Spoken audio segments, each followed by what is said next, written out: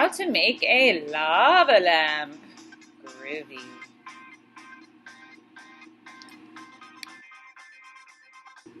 Hi friends, welcome back to art class with me, Mrs. Cassins.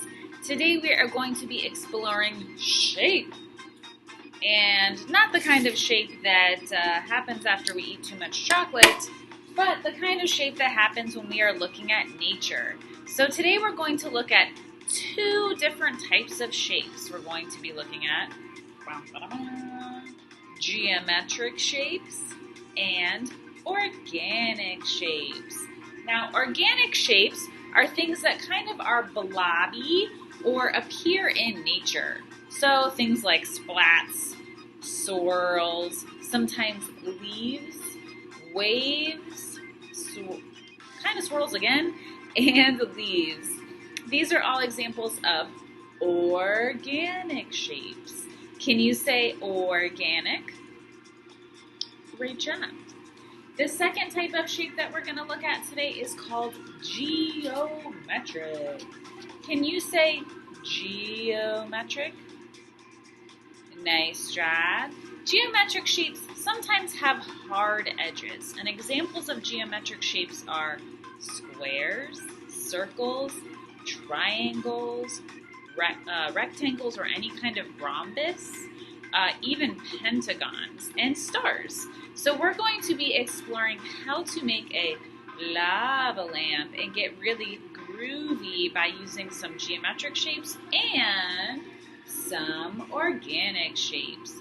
But first, I'm going to test how much knowledge is in your brain. So I want you to look carefully at your screen, think in your brain, and I want you to call out your answer. Ready? Face off, organic v geometric. Is this geometric or organic? Geometric. Is a triangle geometric or organic? Geometric. Is a rectangle geometric or organic? Geometric. Is a pentagon geometric or organic? Geometric. Is this organic or geometric? Organic. Nice job. Is this organic or geometric?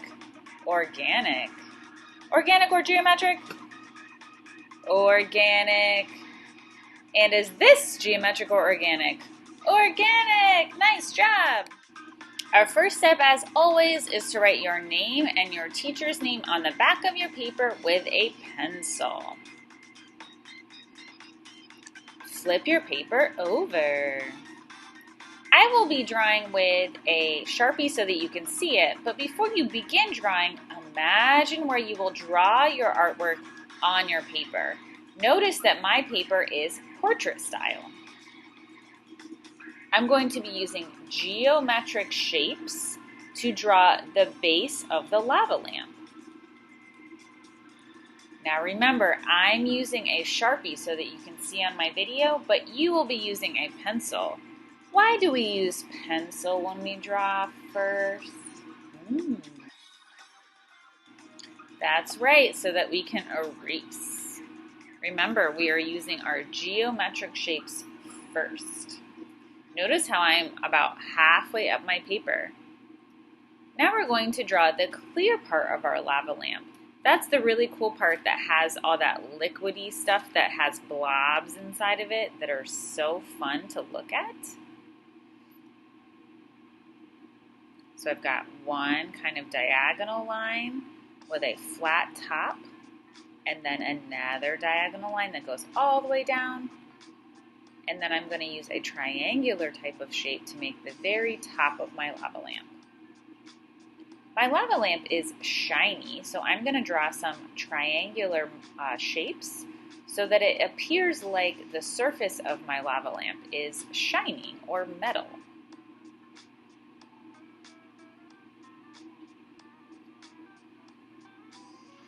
Now you're going to use organic or blob-like shapes to make the lava inside of your lava lamp.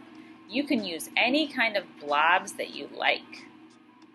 I wanted to make mine look like they were kind of drippy.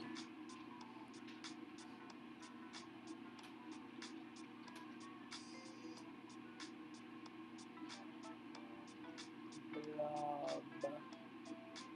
What great, fun, organic shapes we're making.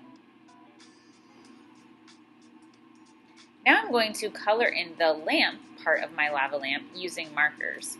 You can also use colored pencils or crayons, whatever you have available to you in your pencil pouch or your pencil box. Again, you can use any colors and any designs because lava lamps are personal to you. I'm going to be using warm colors like yellow and red and a little bit of pink. This is actually supposed to be reddish color, but it's coming out kind of pink to make the lava part of my lava lamp.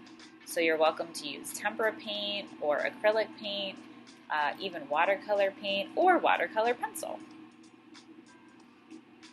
Now I'm going to paint the background any color you like. Maybe you want to make it really groovy like mine. And after my painting dried, I added some flowers so it looked very 70s.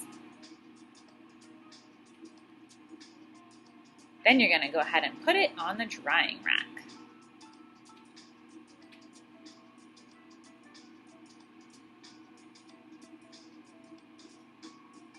Nice job, guys!